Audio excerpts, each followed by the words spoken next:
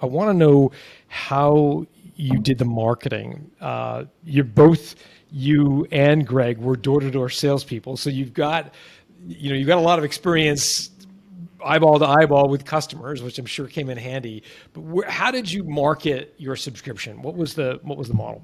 Yeah, well, I always, there's so many ways to answer that question. So I guess from the starting point, I think to our detriment, actually, we would like close the door on the idea of ever doing like any in-person door-to-door stuff because that's where we came from and we wanted to, we perceived to be better. But the thing that we did get from that is that talk about talking to your customer. Like being a direct salesperson, you're in the house dealing with objections nonstop every day. Like we felt like we knew the customer better than anybody else.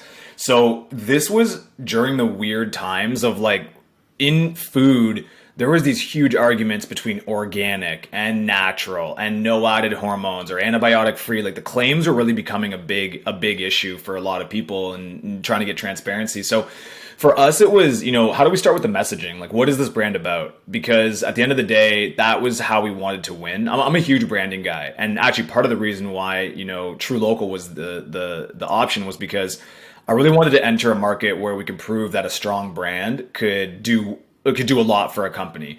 And we figured, look at meat. Nobody likes to think about meat. Like if you're a meat lover, you love steak, but you still don't like to think about steak. You just like to eat it.